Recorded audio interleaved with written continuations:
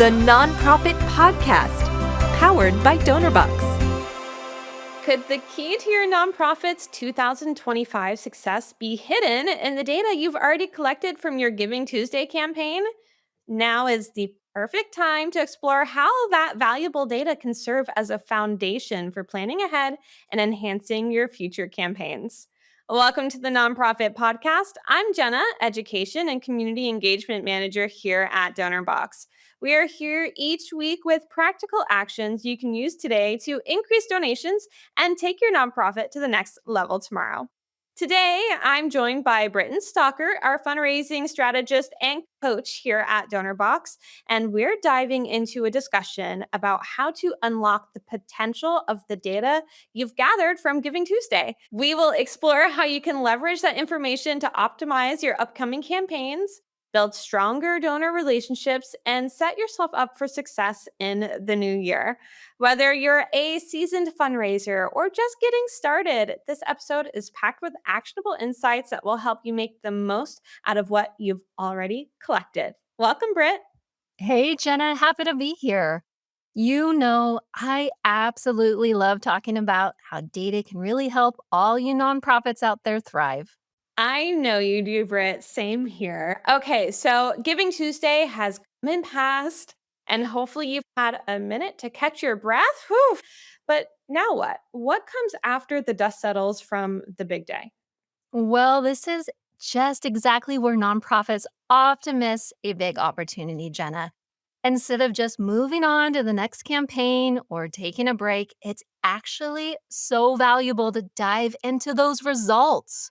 We're talking about reviewing your data. It can show you how well your strategies worked or didn't work, and it gives you a glimpse into your donors' behavior, their engagement with your messages, and of course, your return on investment. All of this is key, Jena, for making smarter decisions moving forward. So the work is not quite over yet, but you're getting real close. And without that kind of analysis, you risk repeating the same strategies that didn't work, or worse, missing opportunities to double down on what did in the new year. So let's dig into this a little bit more. What do you think are the key metrics nonprofits should really focus on when reviewing their Giving Tuesday performance? Okay, let's talk about something super important. How do you know if your fundraising efforts are actually working? So let's start here. Let's talk about return on investment, your ROI. I like to think of it like this. Did I get bang for my buck? So basically, you calculate it by dividing your total revenue by your total cost. So if you spend $40,000 on a gala with a live auction, but it brought in only $50,000, and don't even get me started, that doesn't include the total number of hours to execute this major event, your ROI isn't exactly amazing, right? So we want to make sure our events and our campaigns are worth the investment, both financially in terms of impact and also in terms of how we allocate our time. And that's where ROI comes in. And let's talk about the next metric, which is a big deal. This is donor acquisition rate. It shows you how many new supporters joined your cause during the year-end campaign. And this is such a big deal because every new donor is a potential long-term supporter. They are the future of your organizations. And I think we've talked about this in past episodes. We know that it costs 5 times more to acquire a new donor than to retain our existing ones. And that's why nurturing relationships, really developing and building relationship skills with new supporters is so important. If 40% of your year-end donors are new, I will tell you, now's the time to focus on deepening those connections, and you're going to want to turn them into long-term supporters for your cause. That rate of 5 times more to acquire than to retain the donors you already have is pretty major. So, in that same lane, another key metric to look at, obviously, is donor retention rate. And this tells us how many of our previous donors came back for more. So, a high rate means that you're doing a great job of building relationships. And if it's low, it's time to step up your stewardship game. That's spot on. And just looking at your average donation amount, it's going to help you spot trends in donor generosity, and you're going to be able to set future goals. It's the same way with engagement metrics. They work the same way. Take a look at things like your email open rates, click through rates, and how are your supporters interacting on social media. All of this data, it's going to give you a sense of how well your message is just resonating with your audience. And once you've got the bigger picture, you can start to see how these engagement numbers connect to other key metrics that we just talked about. Yep, yep. Those are good metrics to look at for sure. Now, I want to make this more tangible with some real world examples if I can. So, let's say a nonprofit notices a major jump in donations after posting a particular type of Giving Tuesday content on their social media. I've actually seen this happen with one of our clients before. They started sharing behind the scenes stories about the community that they're serving, like really showcasing the human side of their work, which is what we all love to see, right? And then, boom, all of a sudden, donations seemed to spike after that content went live. And the audience just seemed to connect really well with that authenticity and it sparked action. So, if you're a nonprofit, this is the kind of stuff that you need to be looking at closely, especially when you can focus it on a campaign like Giving Tuesday, which you just had. So, what kind of content was getting that type of engagement? What kind of posts were driving donations? What platforms were they coming from? It makes a big difference when you're analyzing your data and your engagement.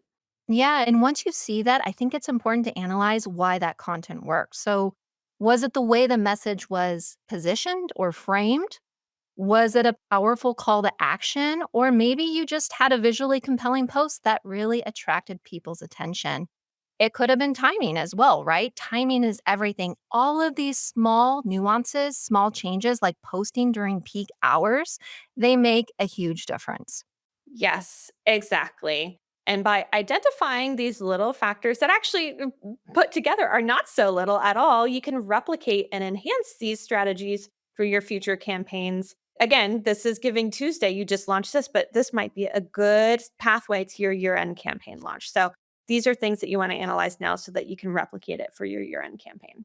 Totally. And I'll throw out another example, Jenna. It really could be your email open rates. Let's just say that your email open rates were lower than expected. And that could signal a few things. Maybe the subject lines that you put out, they just weren't catchy enough. Maybe they were spammy or the content wasn't just hitting the right audience anymore. Yep, totally. Or it could be a simple case, and I've seen this more often than not as well. It could be a simple case of needing to segment your email list more effectively. I've encountered this before as well, sending out many email campaigns. If you tailor your messages to different donor groups, say your new donors versus your longtime supporters, versus your volunteers, versus your major donors, you're more likely to see better engagement. I know we talk about this all the time, but it's so true, and it's so easy to figure that out during a specific campaign like Giving Tuesday. Yeah, I think the thing is, it's managing and analyzing all of this data. Let's be real, it can definitely be a challenge, right? And I think one of the biggest hurdles I see for many of the nonprofits that I coach is siloed data. When all of this valuable information, we know it's spread across different disparate platforms and systems. And that makes it tough to get a clear picture of what's really going on.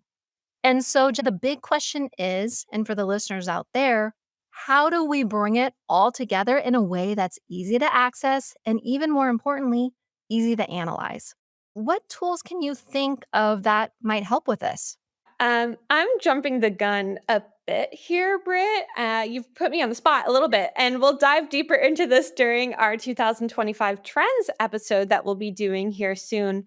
But I can already tell you that nonprofit CRMs are definitely a game changer. I've worked with them, I've worked without them, and you can feel a big difference when you're working with them. So, take Donorbox CRM, for example. It pulls all of your donor data and campaign information into one place. So, you can easily access those key metrics we've been talking about throughout this entire giving season. And you can quickly pull up things like donor acquisition and retention rates without having to dig through multiple systems. So, you're talking about siloed data. This really just puts everything in one consolidated place and makes it very easy for you. Oh my goodness, I love CRMs. We know they're huge time savers, right? They streamline the processes. Nonprofits can focus on developing what they do best, their strategies, rather than getting bogged down by all of the small details. And here's the exciting thing. We've got something new in the works at Donorbox that's going to take this even further. It's a tool designed to make data analysis something you can actually look forward to rather than dread, if you can believe it. Is that even possible, Jenna? What are we talking about here? What can we expect? Well, yeah. Okay. So I know it is actually possible. So you can expect an AI powered assistant designed to effortlessly transform your data into actionable insights. For example, it can identify patterns in donor behavior and suggest optimal times for outreach. It can enhance engagement and fundraising outcomes because of this data and these insights that they're giving you. And it can visualize the data. I love this part and use it to fully inform carefully crafted, personalized outreach letters and appeals and social copy. So it can really do it all. Oh, that sounds like a real game changer for so many nonprofits.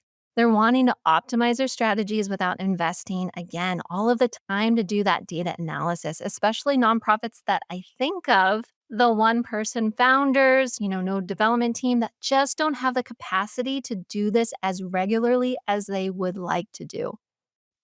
For sure. It really is the perfect partner. And I've been thinking about all of our small teams that we have through our organizations at Donorbox and people that we're connected with on LinkedIn. I've seen a lot of posts lately saying, I'm just one person. How do I do it all?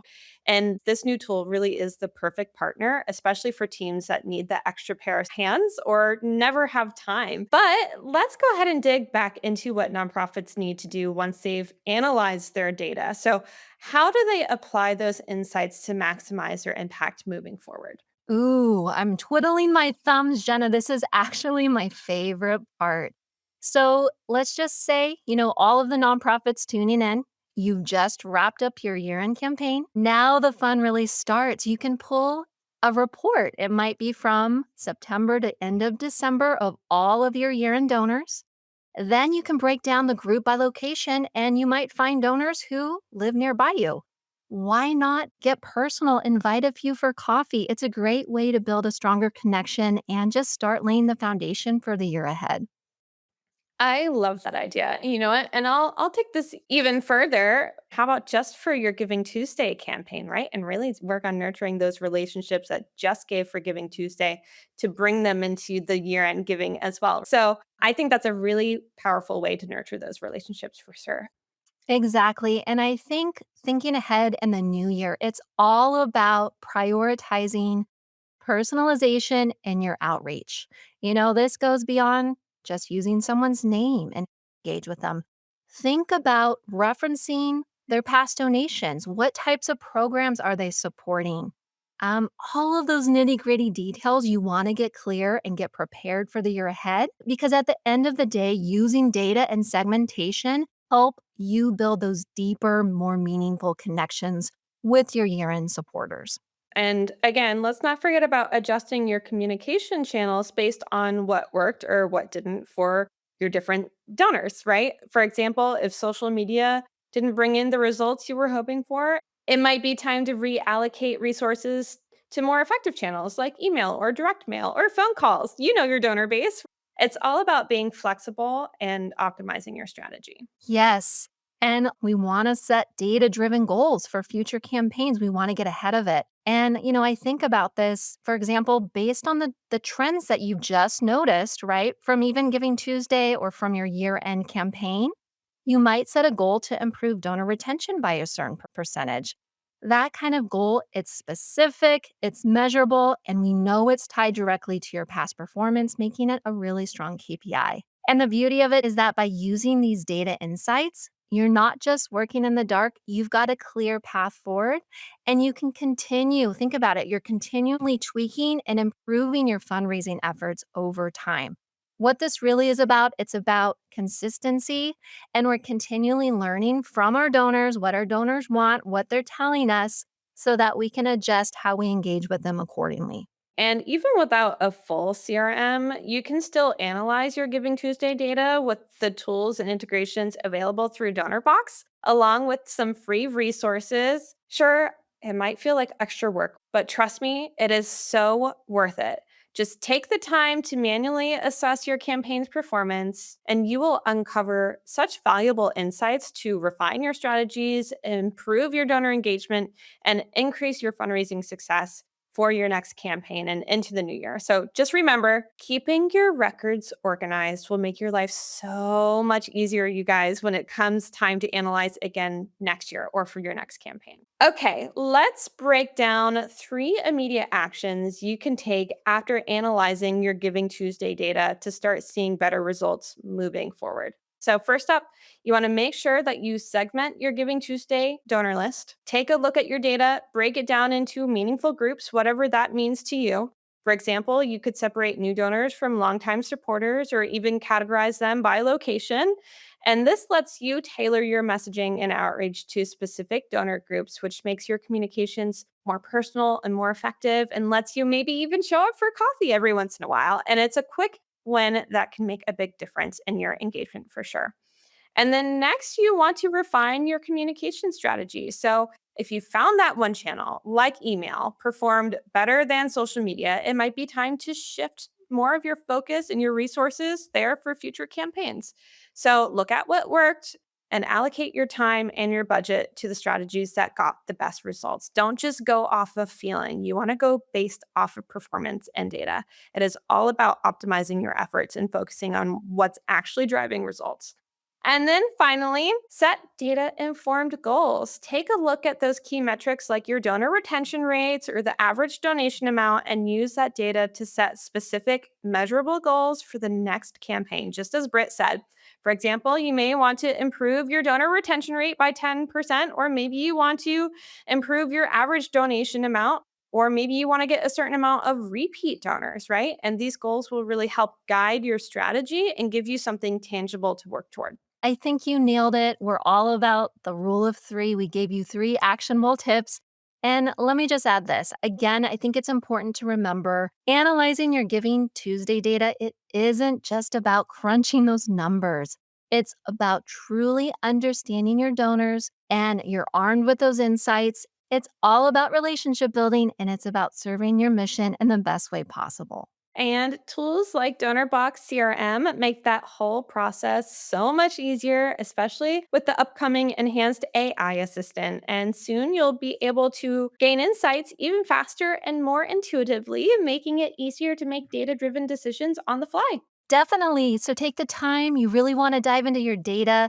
It's going to be one of the best ways to set yourself up for success in your next campaign. We know you're already thinking ahead, and those insights you gather now will help you optimize your strategy for even better results down the road. You bet, Britt. Thank you so much for joining me today and for sharing your insights. It's always a pleasure. And thank you for joining us on the Nonprofit Podcast. I hope you've left with the confidence to take a small step today that will make a big difference tomorrow. Be sure to click the download button on your podcast player, then leave the Nonprofit Podcast a review, or give it a thumbs up if you're listening to the Nonprofit Podcast on YouTube. Your review helps others find us. You're here to help others. We're here to help you. Until next time, stay inspired. That warm feeling when you help someone, it's not just happiness, it's fulfillment. And we believe it should be available to everyone, from frontline heroes to first-time fundraisers. Our tools empower you to help others. This is our mission. This is Donorbox, helping you help others.